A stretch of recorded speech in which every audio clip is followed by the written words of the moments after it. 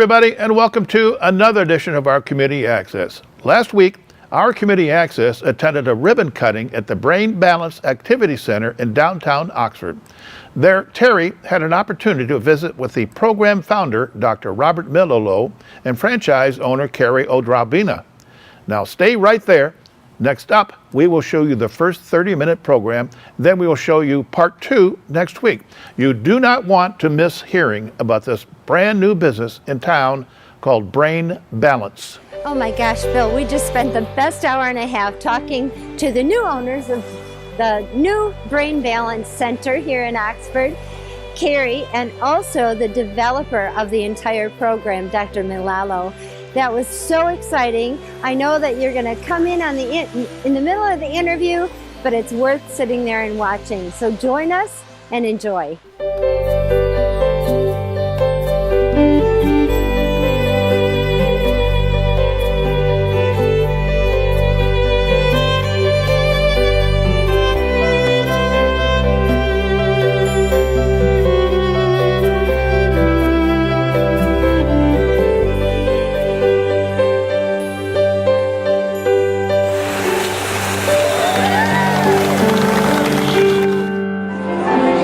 We are in the midst of the largest childhood epidemic, probably in the history of the world, certainly of our time.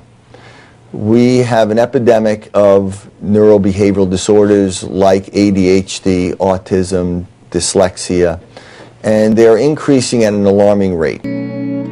Well, it's a very personal story. My own son struggled from the time he was very little, missed milestones, didn't crawl, rolled, walked late, spoke late, got early interventions with speech and other therapies. Didn't make it through kindergarten the first time because he was having issues with retention and those early reading skills. Got an IEP early on, was diagnosed with processing speed disorder, ADD, then dyslexia. I mean, just all sorts of things going on. Just one thing after another. As he got older, it was, add anxiety, so he struggled, and we went to every specialist, tried every type of intervention I could find, because I knew he was bright. I knew he had a ton of potential. There's something in the way. Yeah, it was just, there was a block there. And Dr. Milalo, the founder of Brain Balance, his book is called Disconnected Kids. And I use that word all the time, through the years, trying to talk to people about what was going on and just saying, it's like there's a disconnect. It's like things just aren't lining up. And sometimes there'd be flashes of just brilliance and so good at some things. And then just struggling so much in other areas. And it just didn't make sense that there was this huge mismatch.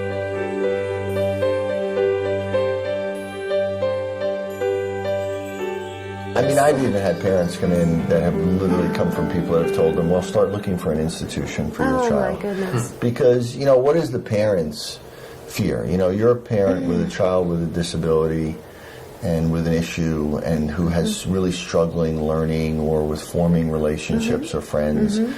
And they're sitting there saying, what's going to happen to them? They're not worried about whether they get into Harvard. Right. They're worried, are they going to be happy?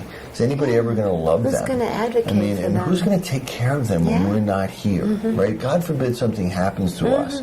That's what these are the fear that parents are walking around. And they're basically told, well, send them to an institution. That's it? That's the only thing I can hope for? That's the best? And, so what happens is that it also affects the parents. They become kind of sometimes very, they're in pain. They're in pain. They can become bitter and angry, and 82% of families with children with these disabilities end up in divorce. And that's a big issue. That was the topic of my second book, was how to be able to deal with those issues. But the bottom line is, the way to deal with it is to fix the problem. Is to fix the problem in the child.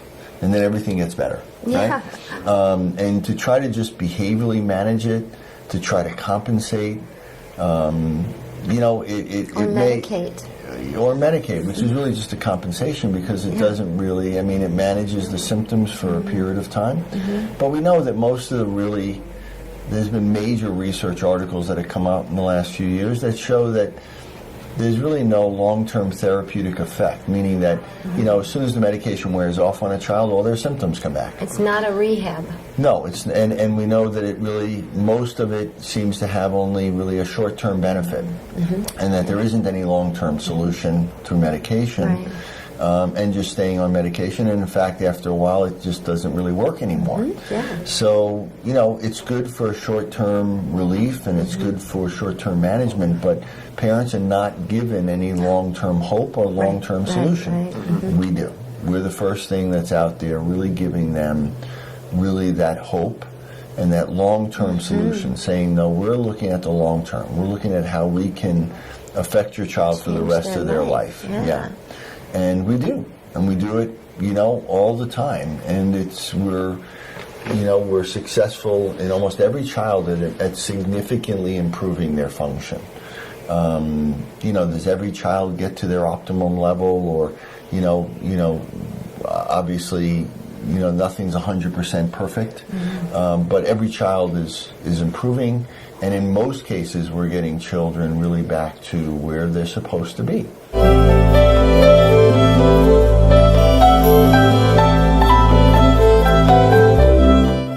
And they'd say, you know, just be glad there's things we can do to treat the symptoms, to mask the symptoms. We had avoided, drug therapy and medication for as long as we could, but, in middle school, we went there too, just trying to figure out what was going to help them, and that didn't help either. And through it all, he was getting worse. Well, his frustration level must have grown year after year, and it ends up affecting confidence and self-esteem and socially. But he cared. He wanted to learn. He's goal-oriented. He had so much potential, and I just wasn't going to stop trying to figure out how to help him. Tap that potential. So, things really came to the head when he was in high school, and he started having panic attacks. Of course. And the only help I could get was change a med, up a med, add a med.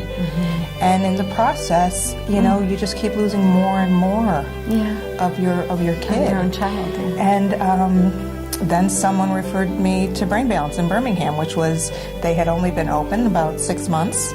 I'd never heard of them. And so I called and was describing what was going on. And for the first time, someone said, "We know what's happening. Open arms. We understand why your child is struggling, and we can tell you exactly what's going on with him that's causing this." So, we went in, we did the assessment, and it's a very comprehensive assessment. They use the Wyatt. We use the Wyatt now to look at the cognitive and academic side of things, but also test, the sensory motor, core muscle strength, gross motor, fine motor, equilibrium, all the senses. So important. And the thing that I hadn't heard before was, they look at primitive reflexes. So your primitive reflexes are there when you're born, and your brain isn't really functioning. It's there, it's got a lot of potential, but it's waiting to be developed. It's got just-in-time development. And so what gets you going when you're a baby are your primitive reflexes. The rooting reflex that to suckle and get nourishment, the grasp reflex. So you're exploring your world, and because the more you explore your world, the more your brain is developing, the more sensation it's getting. So we look at primitive reflexes because, as wonderful as those primitive reflexes are to help your brain begin to develop, by the time you're 3, those primitive reflexes should be inhibited by your thinking brain. Sure. And when those don't inhibit correctly, that can cause a lot of issues in brain development and learning, and even create symptoms that look like ADHD. So, for instance, if your startle reflex, which you have as a baby, is never inhibited, you've got someone who's always on high alert. Fight or flight. They're impulsive. They can't sit still. So that's something that too at Brain Balance we look at to really understand all the big picture, everything that's going on with this child that is causing the issues and the challenges they're having academically, behaviorally, and socially. When students are in this room, it's this is the sensory motor room, and it's a multimodal experience. So, we're addressing multiple senses at a time with them. So they're getting visual stimulation, they're getting auditory stimulation, they're getting tactile stimulation, olfactory stimulation, and while all that's going on, they're also doing the gait and aerobic, the equilibrium, the core, the vision strengthening, the fine motor muscles of the eyes. When all of your senses are working together, you're able to create a lot more interconnectivity, which helps overall brain function. Of course. Now, do you do that with a wide variety as far as age is concerned, or do you keep age groups within age groups? Or is it that's a mixed? great question. So when students are in program, they have a partner. Oh, nice. And so it's one coach leading them through the program for every 2 students. So that's really good for socialization, for mirroring. So it depends on the child. So sometimes it works really well to put an ADHD child who's just got a ton of energy and get up and go with someone who's calmer. So they're mirroring each other, or someone who's extremely socially introverted and doesn't want to interact, and then they kind of even each other out. And but other times, we do pair different ages, because if we have a junior high student who is really struggling from a self-confidence standpoint, and then they get partnered with a younger student that they can really encourage and be a role model to, it helps them to, gain that confidence and get some leadership opportunity that they don't normally have in the classroom or in other areas. So we are careful, we are careful with how we partner our students, but there's lots of ways it can bring great benefit. The program is individualized, so based on the student's assessment and what we find and how large the gaps are developmentally between where they are and where they ought to be, that will determine the length of the program. So most students need between 3 and 6 months in program. And it's 1 hour a day? It's 1 hour, 3 days a week? 3 days a week. Okay. And they'll spend half of their time in the sensory motor room and then half of the time in the academic room doing more cognitive exercises. And what a social network for them. There's fellowship, I'm sure. Yeah. They understand they're not the only person with struggles. Right. Which is really nice, because they can feel so alone at school. Right. And, we don't just work with the student, we work with the whole family. Great. So, it's a support for the whole family. And, and the lobby is fun, and the parents, they get it.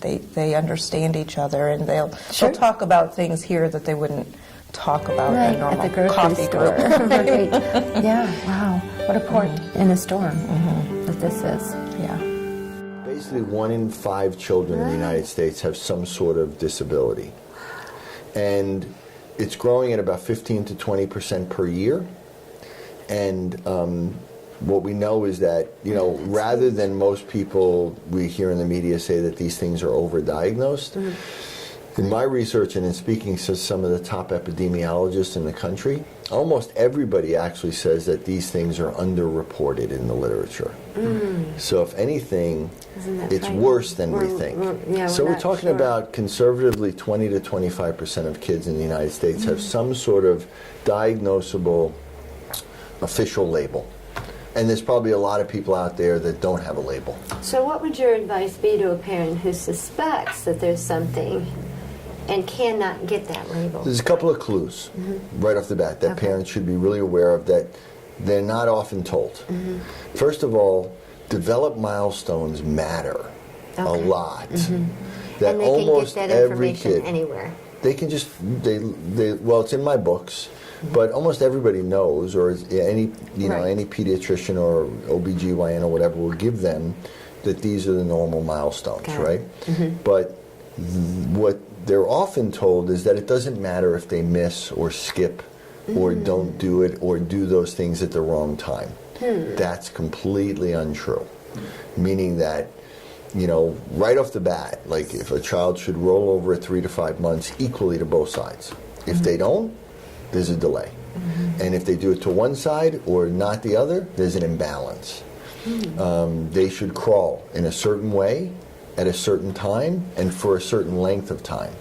And if they don't go through those stages of crawling, where they crawl on their belly, and then they do what's called a marine crawl, and then they do the marine, and then they do an actual what's called a tiger crawl, and then they should stand up and walk at around 12 to 13 months. No later, and not much earlier, maybe 11 months. So between 11 and 13. And I think, in my experience, in my opinion, and that those windows are very important. And there's some literature to suggest that even a month delay, when you follow these people out to adulthood, makes a huge difference in their cognitive skill and development. Right. So even there's literature showing that people that were even a month delayed in walking, that when you follow them out and you look at their frontal lobe cognitive skills later on, there's a significant difference in their cognitive abilities. So with parents, the first thing you look at is, did your child meet all their milestones? Not just motor milestones, but then cognitive milestones. And in my book, Reconnected Kids, I give a whole extensive list of cognitive, meaning when should they first speak, how many words should they speak, what concepts should they get, social and emotional milestones, like when do they start to understand nonverbal communication and understand emotions and respond to smiles, and then also motor and physical milestones, like when do they go to the potty, should their teeth develop, and no book has put all of that together in one book. But paying attention to those milestones is really important, and if they're delayed, they're going to be delayed. Now, it may not be delayed to the level, like, let's say a child that's getting C's in school, and the parent goes in and the teacher says, yeah, they're okay, they're getting C's, they're right where they should be, basically saying, well, your child's a C student, and they're doing C work, and that's okay, because they're not causing a problem for me in class, right? And the parent says, okay, C, all right, well. And they don't realize that that child, if they looked at their milestones, was delayed, and that child should be an A student, but they're getting C's. Now, it doesn't really come to the level that everybody's going to look at this as a disability, but clearly they're not meeting their potential, right? Now, it may also end up being to the point where really they're getting D's and F's, and now it is looked at as a disability. It's just a matter of degree. But if there's a milestone delay, your child is not functioning and is not developed in an optimal way. And that can be changed at any given time. Life before brain balance was ordinarily, really. he had meltdowns. Well, but he was allergic to words before. Who couldn't read on a big flashcard 2 cows. He basically was my escape artist, Before, he'd be oblivious. He was uncontrollable for at least a half an hour to 45 minutes. Adam, my husband, and I were sold on the fact that it's through exercise and not through a drug. The nutritional program part of it it's irreplaceable. Like, you can't, I wouldn't have found that anywhere else. This is an inside-out approach.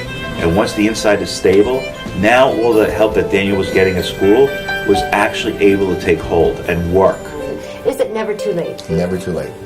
That's the beauty of what we call neuroplasticity, which is that the brain, what most people don't realize is, the brain is really like a muscle, that you use it or lose it, that you, if you have areas that are weaker or underdeveloped, that you can strengthen them by doing them like you would exercises at a more intense level, right? If you injured your arm and it was in a cast, and it came out. 6 months later, this arm's going to be all shriveled up, right, and underdeveloped. And you look at it, and it's always going to stay that way.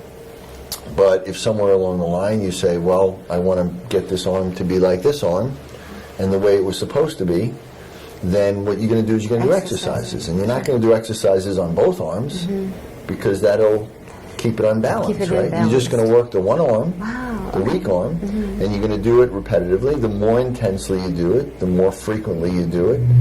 And if it's, you're not going to do leg exercises for your arm, right? You're going to do arm exercises. And so you're going to do specific exercises based on that weakness. You're going to do it enough for a long enough time until you build it up to where it was supposed to be, and then you can stop. And it's not going to all of a sudden shrivel up to the way it was before, right? So this is the way the brain works. If there's areas, and again, we have hundreds of different centers, and thousands or tens of thousands of different networks and subnetworks and micro networks in the brain, on either side of the brain, that are more specialized in different things. And so the combination of disconnection and underdevelopment and lack of integration in different networks is different for every person. Just like every brain is different. Your brain is not the same as mine or his, because as we're developing, the way your connections, what we call your connectome, meaning the way your brain cells have wired with one another, is unique to you. Nobody else's brain is wired like yours. Agreed. Nobody else has had the combination of experiences in your life that has ultimately shaped your brain. Even two identical twins, they start crawling, one crawls this way, one crawls that way, and forever in life their brains are going to be different, right? Because now their brains are shaped differently. And so every child we see is unique. Every issue is different. And there are strengths and weaknesses. We all have strengths and weaknesses, but the bottom line is that if those strengths and weaknesses become too far apart, that in itself becomes a disability. So some disabilities then, say autism, and I know that it's a huge spectrum, right, and even hard to identify. Yes. I'm getting that can almost be not reversed. It can be reversed. Can it? In some cases. The kid couldn't read a year ago, and now he's giving oral presentations in his class. He's completely mainstreamed. No IEP whatsoever. He's able to recall things from school and tell you the kids who were in his class and what they did that day and who got in trouble and what happened in the cafeteria and at recess. Whereas in preschool, he could have been in a class all by himself. I see the difference almost daily. People are literally like, oh my God, she is a different person. I could see when it was no longer a frustration for him, because he would say, oh, I know what that word says, and I know what that word says, and this is when we would be driving around in the car. And so not only was he not allergic to the words, but he was looking forward to telling me that he knew what they all were. The whole world is ahead of him now. There's going to be no hindrance. I don't have to worry about Daniel anymore. He would not be where he is today without it. So we're so happy that you're here. We have students coming from Port Huron. Goodness. We have the Michigan centers get students from Canada all the time. Wow. We've had families fly in from Europe and live here for the summer to put their kids through program. We have students who they've been kicked out of school. They can't behave. They can't function in that environment. Square peg in a round hole. Yeah, and so they're being homeschooled and doing program, and we're trying to prepare them to get back into that school environment. So because the social aspect of a school environment is just as important. It is. The problem is, when a student has visual perception issues or visual processing issues or auditory processing issues, they can't focus.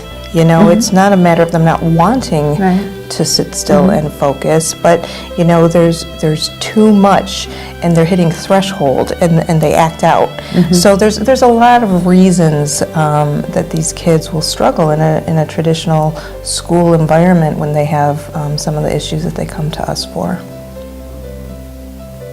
I think it's fantastic I had never heard of it until yesterday, and I've done a lot of research on it, and I'm excited. I wish it was around when my kids were in school. It might have been a lot easier as a parent. Right. Because you're on your own. Well, you know, I'm a As a skeptic at heart. You know, so when I found Brain Balance, you know, I was very skeptical. I was I came in and I asked all the questions. I wanted to know the research and the credentials. You know? Right.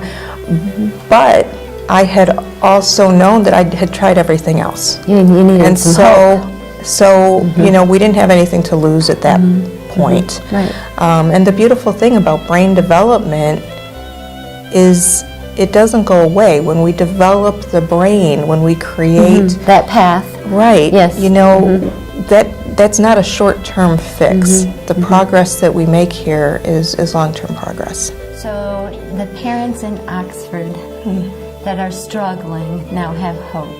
And I'm a parent of a Tourette's child, and it was when no one knew anything about Tourette's. And I understand that hopeless feeling. Yeah, sure. So you, bringing Brain Balance to Oxford, have given a lot of people hope. I know the struggle that people face in a school system that's not equipped to deal with any special needs. The people that are there for special needs are so dedicated and such wonderful Absolutely. people. But you're right. They need that really comprehensive assessment and individualized attention or treatment plan for each child. So I want to thank you for coming to Oxford. And what made you pick Oxford? That's one of my questions I need to know. Well, Brain Balance is nationwide, and they really targeted the 200 communities in the United States that they wanted to come to. So they wanted a couple centers opened in Oakland County. We're going to be opening another center in, not me personally, but Brain Balance in Novi, that area soon. We're in the Lansing area. So there's a lot of growth because there's everybody knows somebody. That's who's struggling. Everyone. Everybody knows somebody, and it is so exciting because of Dr. Malello's research and understanding, and all the years and years of research that's been done that he's leveraged to really understand what's going on in the brain of these kids who are struggling with everything from autism, ADHD. Anxiety, OCD, dyslexia, learning disorders, all of that, it's all brain-based. It's something going on in the brain, and to now begin to understand that and be able to address the root cause instead of just masking the symptoms. And we're not anti-drug. Of course. It just only goes so far. It doesn't resolve the underlying issue. So it's exciting to have alternatives. And you're here in Oxford. If you want to get a hold of them, they are right on M24. And your telephone number is 248-BALANCE. Balance, perfect. And let me just say, your son is doing wonderful. I met him last night. Yes. He's an Eagle Scout. He's doing well in school. Yep. He's excited to help other kids. He's a neat person. Thank you. Well done. Thank you. Bill, back to you. Join next week for part 2 of Terry's interview with Del Milrow on our community access.